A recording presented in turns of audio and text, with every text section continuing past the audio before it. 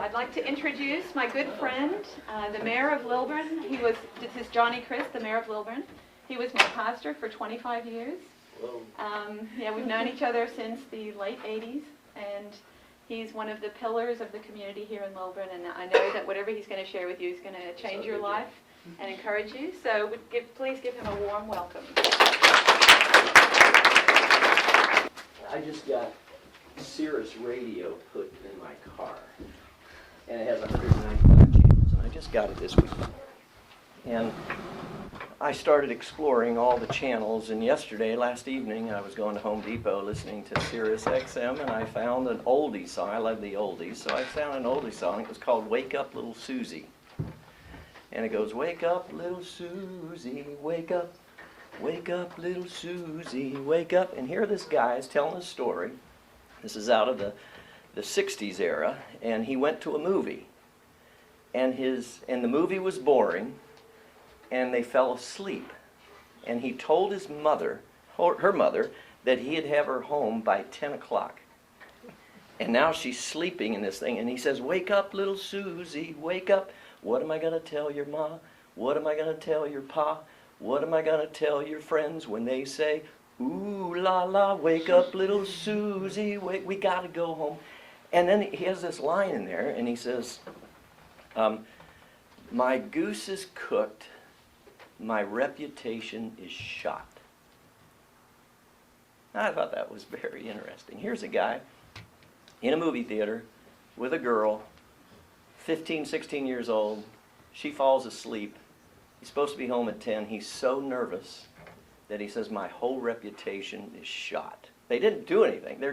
She's sleeping during this movie. That's a big transition from where I was living this past week. I'm a chaplain at Grady Hospital.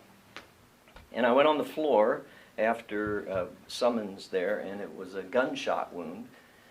And this guy is laying in bed, this kid, and he's got several wounds. And I looked at his shoulder. He's laying in his, and I said, what's that? Just trying to make conversation. The gunshot occurred 3 days earlier. And he said, that's where the bullet exited. And I said, oh, you got shot in the back. He said, yeah. And then he pulls out the covers, and he's got 5 shots in his leg, in his arm. And I said, dude, how old are you? And he said, 15. And I said, who shot you?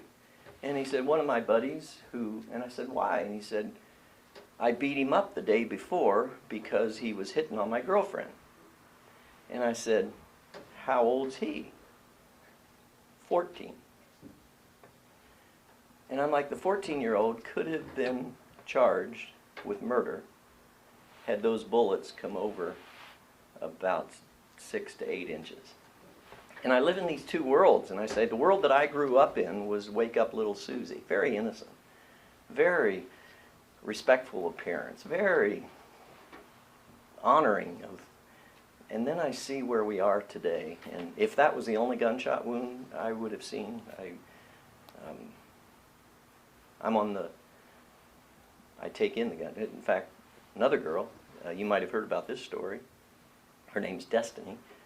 Down in McDonough, they were having a campfire behind their house. A bunch of teenagers in early 20s, and they had this fire pit, and they were all kind of hanging out. And there was a guy hitting on Destiny, and boyfriend didn't like it and told this guy to get out, so he left, went home and got a gun, came back. By that time, they put the fire out, and they were all inside grandfather's house where all of this event happened. You probably saw it on the news.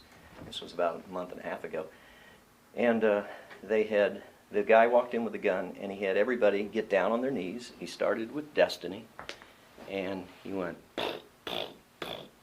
3 of them were killed on the spot, murdered, and Destiny was life-flighted to Grady. She was there about a week. She's 21 years old, and I was called to her room, walked in the door. The family was all gathered around Destiny's body. She's brain dead. She's now living on life support, and they said, Pastor, we are ready now to withdraw all life support system. Would you pray for us? So I've got this room of relatives, friends, the grandfather whose house this occurred in. And I prayed, and everybody cried. I cried, and I said, I said to the mother, "Are you ready?" And she said, "Yes." And I said, "Doctor." And so he went over and just started removing, and we all watched Destiny's heart on her own just flatline. And I had young men in that room who were in their late 20s, mid-20s, shaking like a leaf, just totally gone. And I thought, boy, how our world has changed. You see, I was raised in the wake-up little Susie world.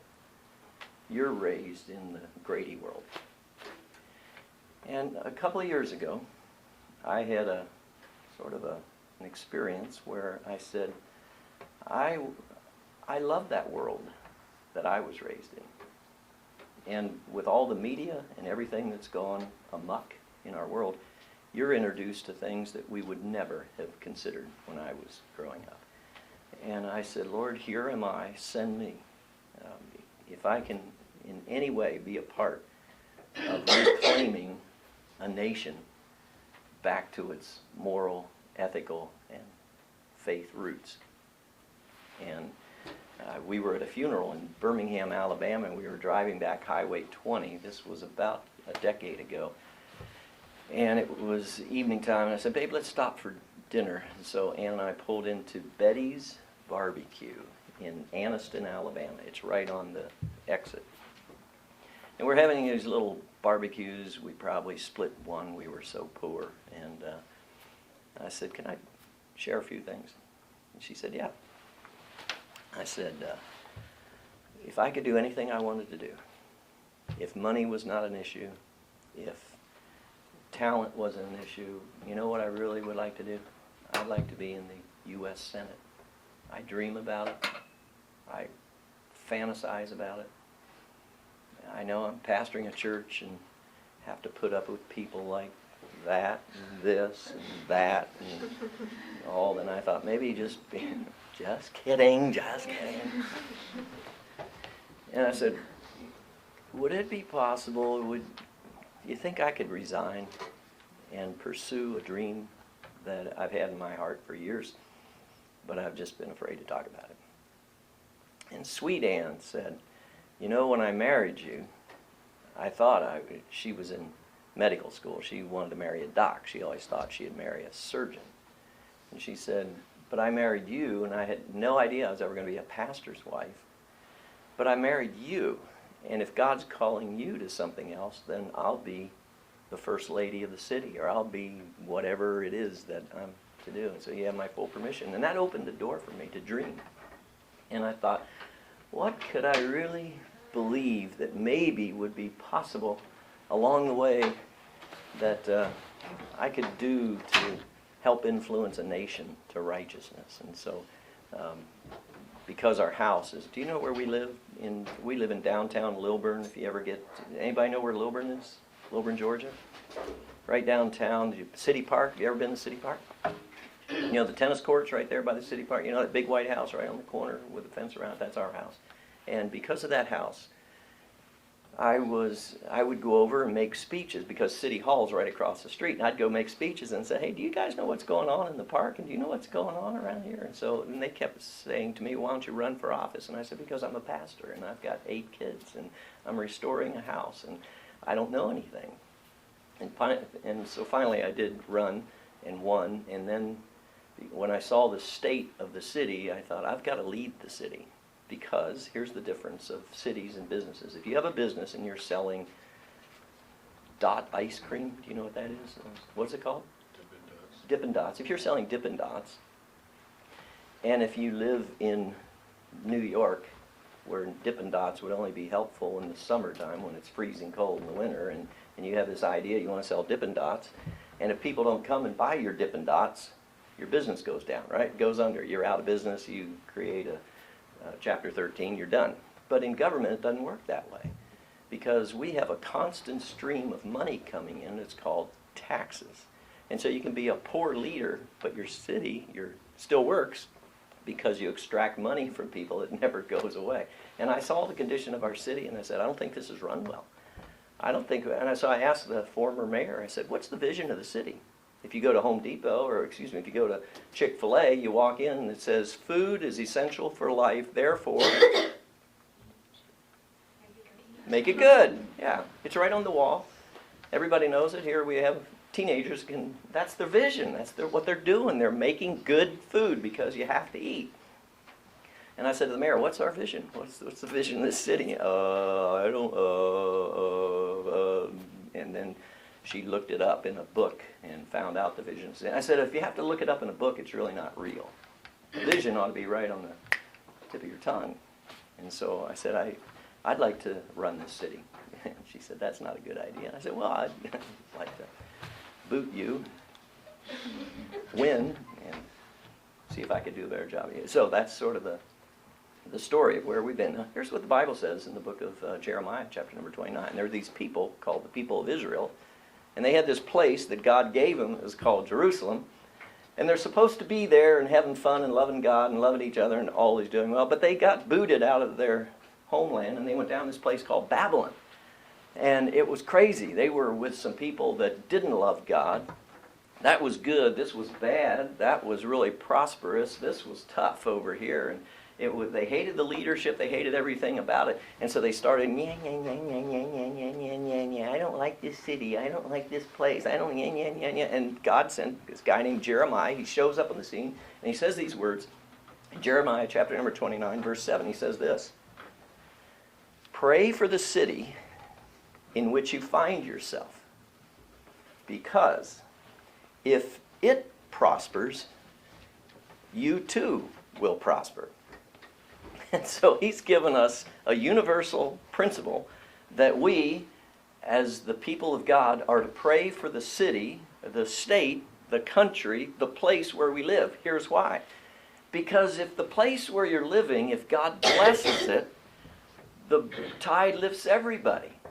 If it's a miserable place to live, you'll be miserable the rest of your life. If it's a high crime area, if there's just rampant theft, you say, well, I don't want to live here. I can't go outside. I can't sit in my back porch because somebody stole all of our deck furniture. I can't mow my lawn because a guy broke into our tool shed in the backyard and stole everything. Or the guy right next door, he drives a truck, a 12, a tractor trailer, a 12-wheeled thing, and then plus this 50-foot van, and it's in his driveway right next to me.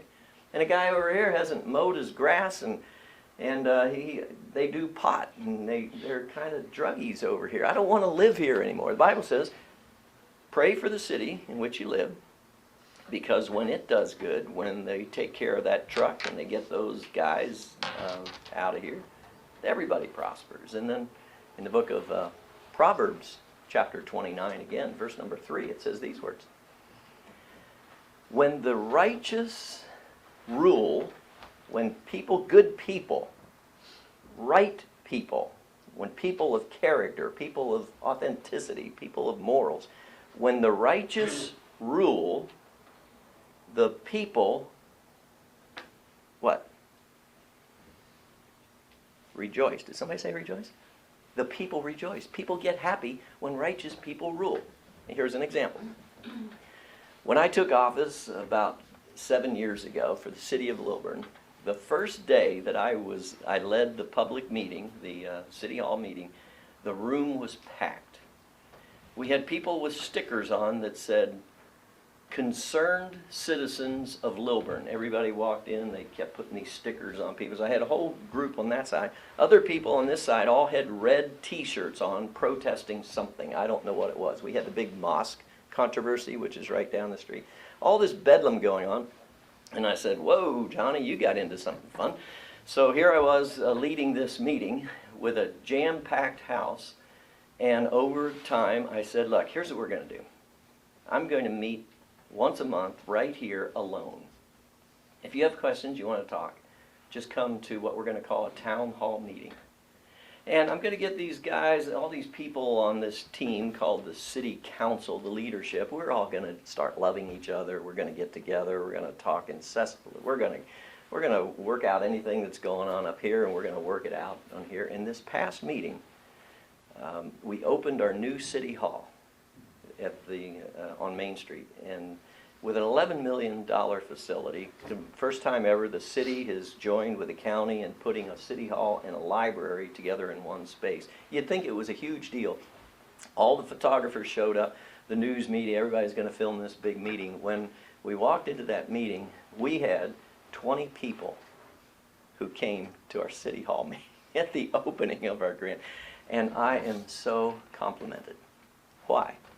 Because when you have to watch over your government, you have to show up to meetings and make sure everybody does anything right. When you have confidence in your governmental leaders, you don't have to show up. So we've been watching, it's just the opposite of church. If you have a church, you want to see your attendance go up.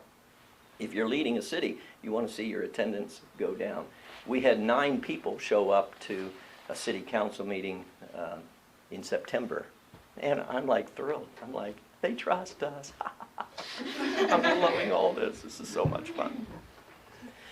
So I'm the only guy that I've ever known that honeymooned, Ann and I honeymooned in Williamsburg, Virginia. I was raised a Mennonite, Church of the Brethren, Mennonite Amish. My mother was Amish. I was never allowed to pledge the flag, so I have no history at all in a political environment. We couldn't pledge the flag because we pledge allegiance to Jesus Christ, not to our country. And so I was never allowed to even recite the pledge. And along the way, I found myself when I was in high school, we used to make regular trips because we lived in southeastern Pennsylvania.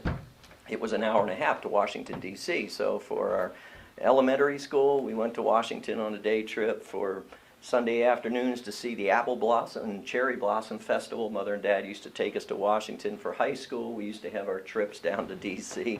Friends lived there, and I fell in love with Washington. I saw the grandeur of the buildings. They're all made of, if you've ever noticed, government buildings are all made of big heavy material like granite. And, you know, the steps for the Lincoln Memorial were taken from Stone Mountain. If you ever took the trip around the mountain and saw the little holes, it looks like a hole as big as this room, but you don't have any idea how massive that mountain is. And so I just got sort of taken by this permanence of Washington. And then I got kind of interested in a little bit of history.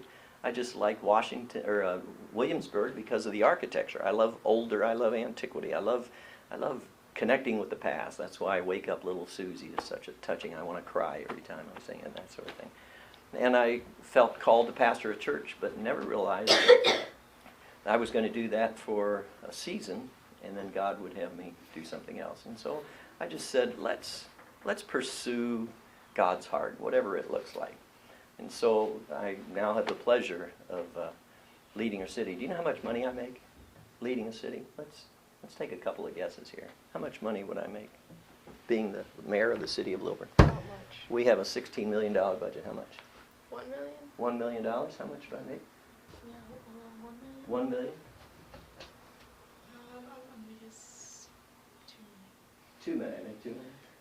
We don't make anything. You don't make anything? Oh, it's all volunteer. $1 million. I'm sorry? $1 million. $1 million? Like 200 Next, guys. sorry. $3 grand? How much? I don't know. 250 and a ham sandwich. $1.50 and a ham sandwich.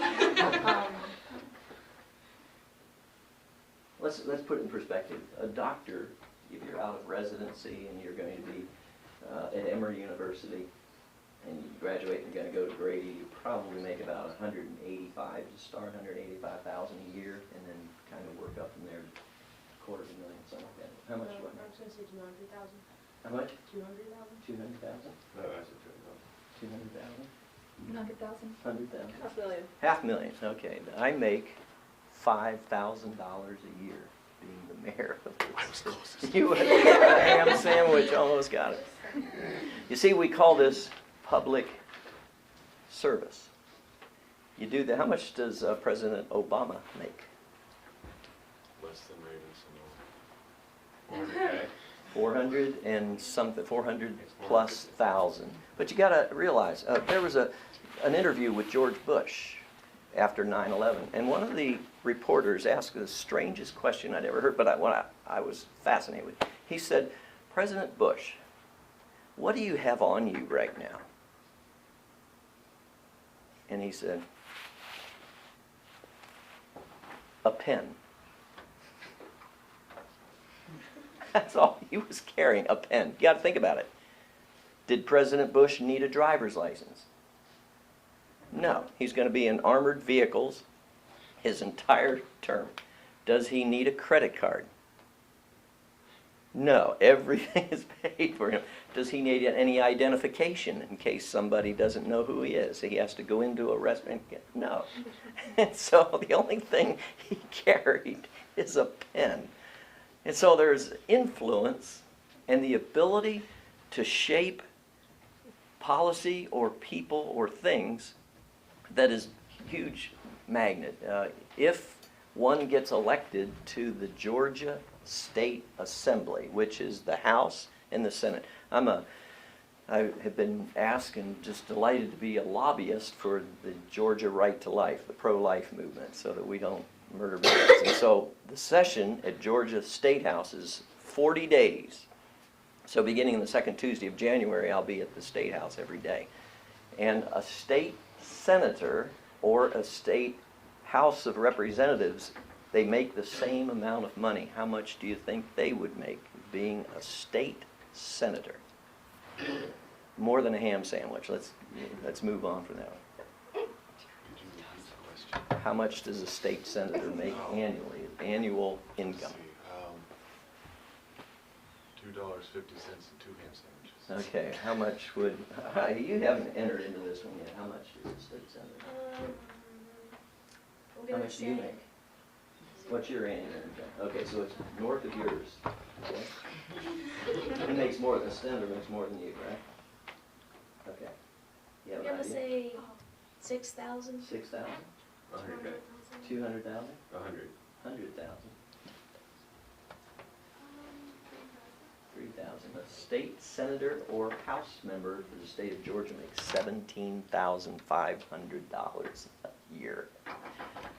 Plus $400 a day per diem for every day they're in session. They get $400.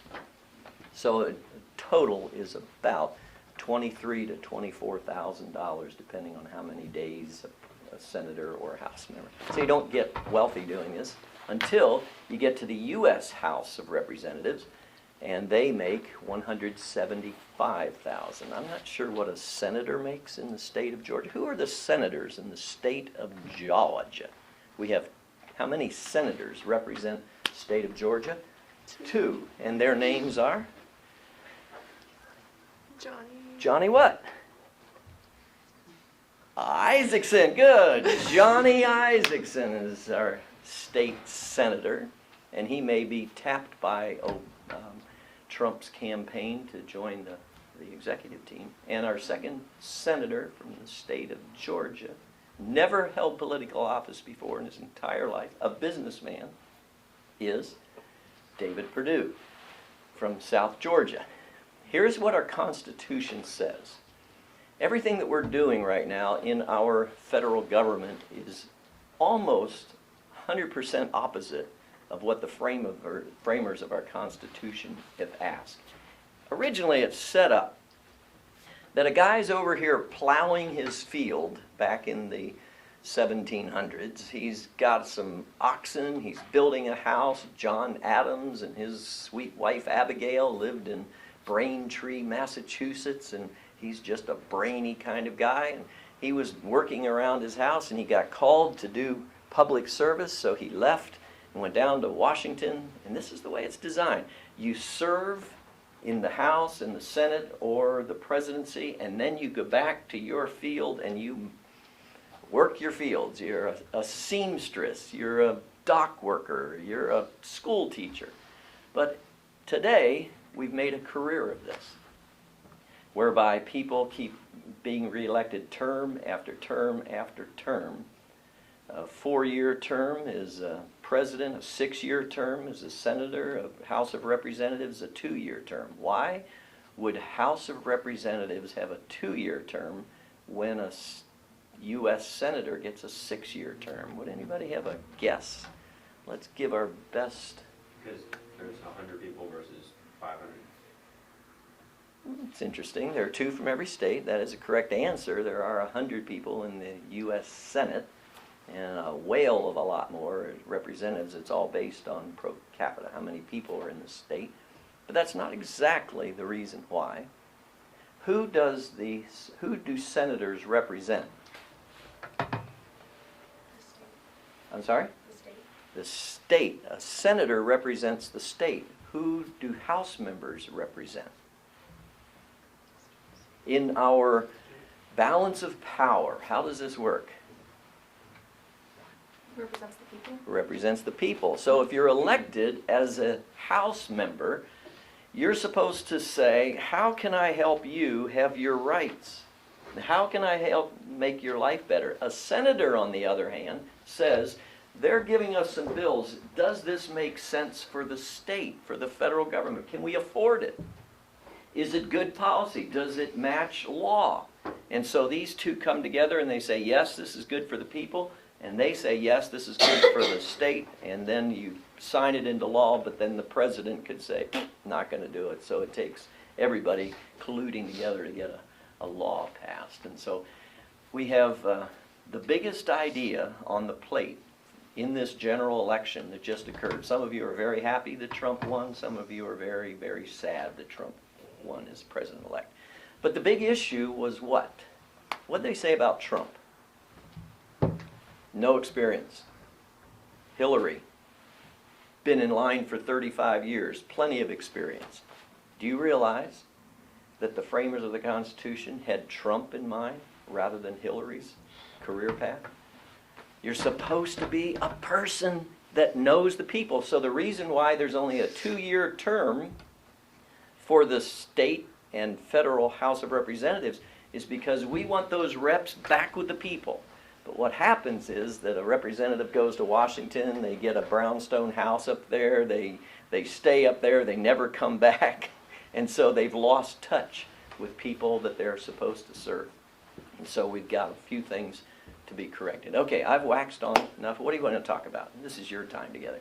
Anybody have any sense of, came in here prepared, you say, hey, I'd really like to know something about something? Yes? What is your normal day like? What's my normal day? In a city, I am responsible as the mayor for all the legal activity of the city.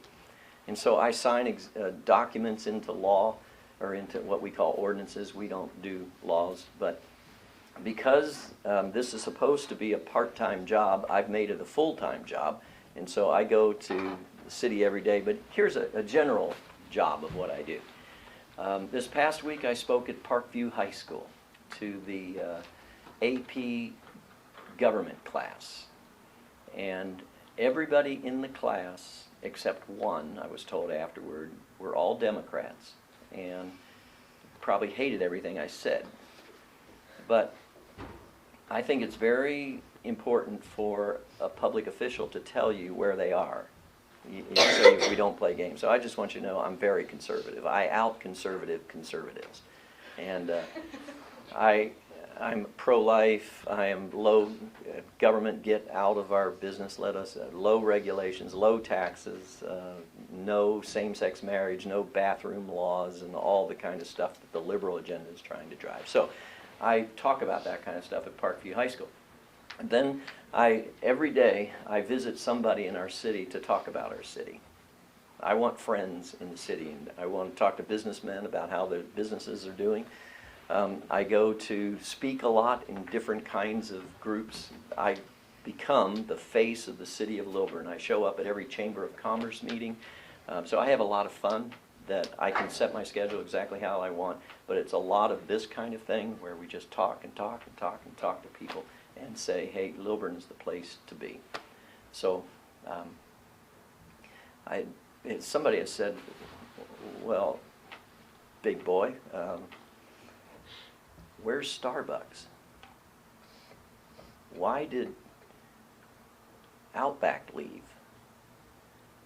Why don't we have any restaurants here? Why do I have to go to Snellville to eat great? Why do I have to go to Peachtree Corners? Why don't you build this stinking city? And I said, yeah, I get that. Here's the advantage of living in Lilburn. We're the closest city, in Gwinnett County has 15 cities. We're the closest city to downtown where all the action is. When you live in Lilburn, you don't have to drive another hour north to get to the big fancy schmancy homes with all the cool lifestyle going on up there at Hamilton Ridge and Chateau and Sugarloaf and all that stuff. So we're going to make the city of Lilburn a competitor with those cities. And by doing so, we're building a city here that's been asleep for 100 years. When was our city chartered? The city of Lilburn. When was it birthed? What year did the city of Lilburn come alive? When's its birth certificate? Just throw something at it. Come on, hello. Say something. The year of 1860. We named a restaurant after this event. What's the name of the famous restaurant in downtown Lilburn called 1910? It's a big restaurant right downtown Lilburn. They named it after the time we were chartered. The city of Lilburn was, it had a fire downtown before 1910. It wiped out all the records in the first kind of when people came together. So it was just a little fire, so that's how we call it Little Lilburn, because the fire was just little, and it's called Lilburn as a result. That is totally untrue. That is not true. But you guys weren't even smart enough to pick that up, were you? You were like, I better write this down. How did Lilburn get its name? Every city in Gwinnett County is a railroad town. Every one of them. If you look at, let's name the cities of Gwinnett County. See how well you do, and I'll give you the if it's not right. Okay. 15 cities. Let's go. Come on. Snellville. Snellville. DeKalb County, get a life. Come on, we don't even mention the word DeKalb in this. That's off limits. Lilburn and Snellville. Good. Whew. Boy, we are well on the way. I love the history lesson here. Come on. Number 3, another city. Sugarloaf. Sugar Hill. Good. It's Sugarloaf is close enough. Sugar Hill. Good. Come on, come on, come on, come on. Peachtree Corners, number 4. We only have 11 to go. This is happening. I'm so excited. Come on, come on, come on. Norcross, I heard it, number 5.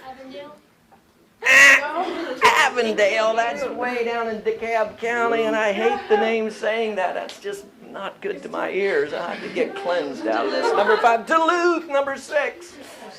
Come on, we're on a roll now. I can see it. I say Lawrenceville. Lawrenceville, number 7. Norcross. Hey, Buford. We already said Norcross. We said Norcross? Yes. Auburn. Tequila. Duluth. Did we say Duluth? Yeah, you said Duluth. Peachtree Corners. That's our newer city. 36,000 people live over there. The hub of high tech. What is, okay, the final city you'll never get if we get to 14. We're missing 2 somewhere. Grayson and Loganville. Those are way out there. Okay, the final city in our fun county. We're the largest county, more cities in Gwinnett County than any other city, any other county in the state. Rest Haven. The population of Rest Haven, 48 people.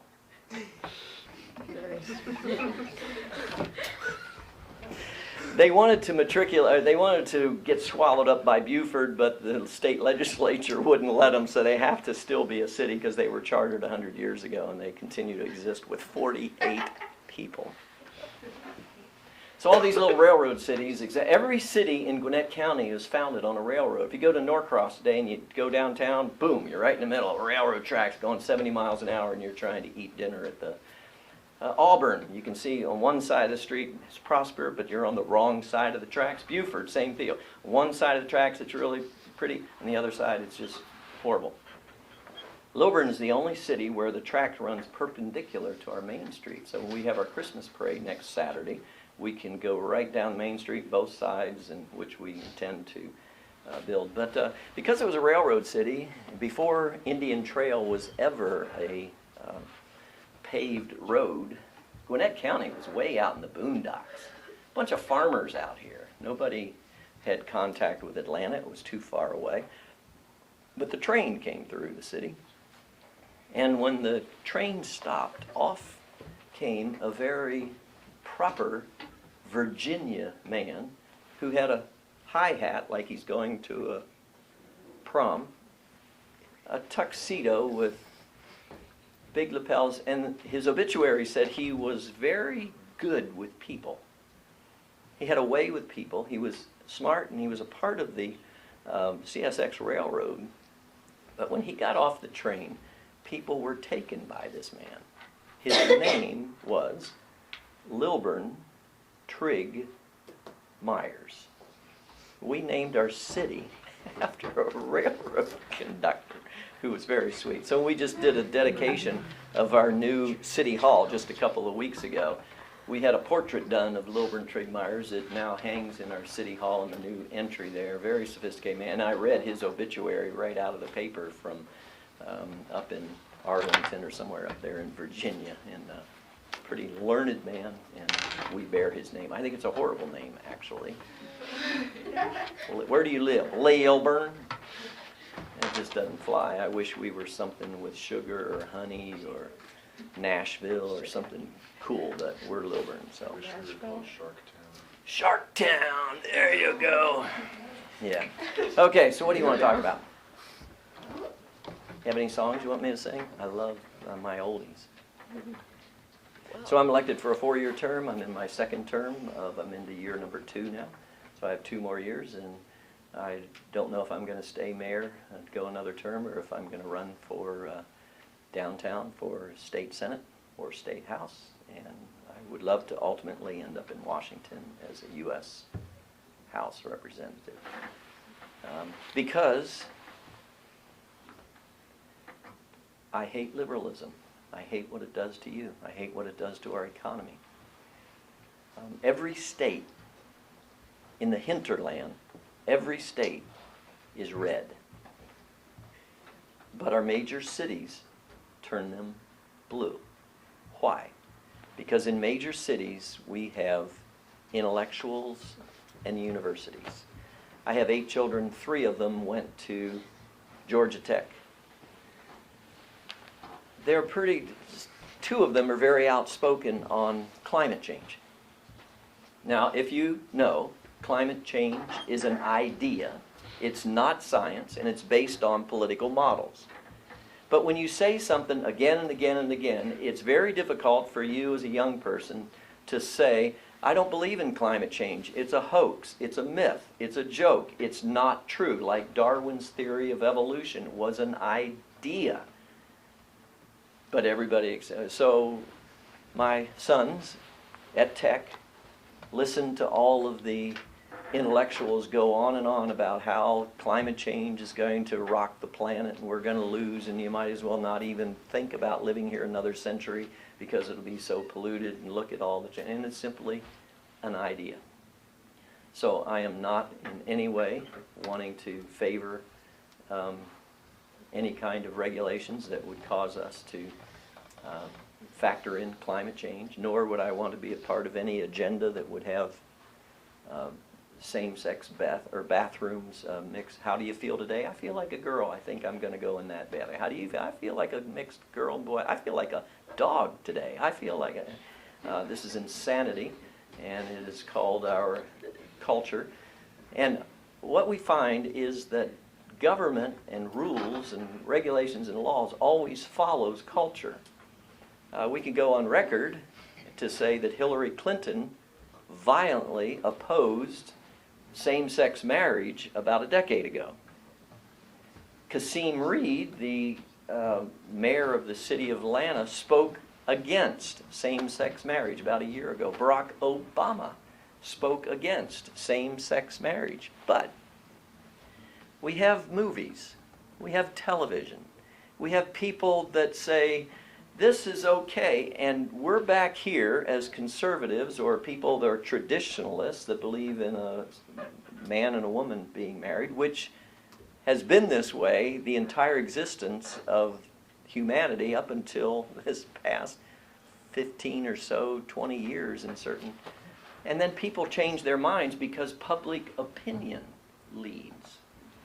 And so the Supreme Court changed its mind, and it's all culturally induced. And when you get all this momentum, you want to be accepted, so people go along with this kind of stuff. And we have people that are very strong leaders that say no, and all we do in the media is criticize their personality. They're unequipped for this kind of thing, and it's simply because we're not getting our way and we're having a temper tantrum. So, somebody, I would encourage you to stand for what you believe, whatever it is. My daughter came home from college this weekend from Liberty University, and whenever she comes home, she brings a cadre of friends with her from around the area. And so one of her little friends came over, and it's a girl that I've known since she was a freshman in high school. Now she's a junior in college. And I said, "Who'd you vote for?" And my wife is out in the other room, and she said, "No." And I said, "Who'd you vote for?" And she's kind of looking down, probably knew where I was coming from. And Hillary. I said, "Why? Tell me why." My friends voted for her. So, no. I was with my neighbor. He was a godly guy. He goes to Grace Church, and I just love them dearly. And we were out in the yard. He came over on Friday of last week, and I said, "Hey, Joseph, who'd you vote for?" Hey, seriously, it doesn't. I'm just wanting to. I want ideas. I really want to know who did. And he said, "I voted for Hillary." And I said, "Why? Tell me. Tell me some ideas. Tell me the." And then he went through some policies, and I said, "Okay, I get this, but can I ask you an honest question? You love Jesus. You're a Jesus follower. You supported the #1 killing machine in our country. The Democratic Party stands very clearly for abortion rights, women's rights to own her own body, which means 36 weeks into a pregnancy or right up to the final breath, in some cases, you can take a life. Do you believe in abortion?" "Yes." I said, "Really?" So, does it matter how you got here? If you were the product of rape, do we have a right to take your body, to kill you? Is it not interesting that right up until birth, you can kill a child, but the moment that if you kill the child when he's alive, then you're guilty of first-degree murder, or second. So we talked about ideas about who's going to stand for the rights of those who have no voice of their own, and we're supposed to be, in government, we're supposed to be looking at people who have no voice, groups that just can't speak for themselves, and we're supposed to have equal rights for everybody, and here's the children in the womb. And so I saw him on Sunday afternoon, and he said, "I didn't sleep well last night." And I said, "Really? Why?" And he said, "Our discussion." He said, "I don't know what I was thinking." He said, "Thank you for talking about some pretty important ideas." And I said, "As a Christian, I'm supposed to talk about Jesus freely, but I'm told not to. And as a political guy, I'm told not to talk about that either. Don't ever talk about religion and politics, the two big no-nos." And I'm thinking, two of the biggest parts of our lives, and people want to shut us up. So be free about what you believe, and talk to people about what you believe, and enter into the world of ideas about what you believe, and pursue what God's called you to do. And along the way, I hope you influence, you change people's lives, and you cause Jesus to be the Lord over all the heaven and the earth. Amen. That's it. All right, so if any of these students who ever wanted to have a conversation about ideas, they can come visit you Oh, absolutely. City Hall? Yeah, Yeah, that's what we do. all right. Well, thanks very much.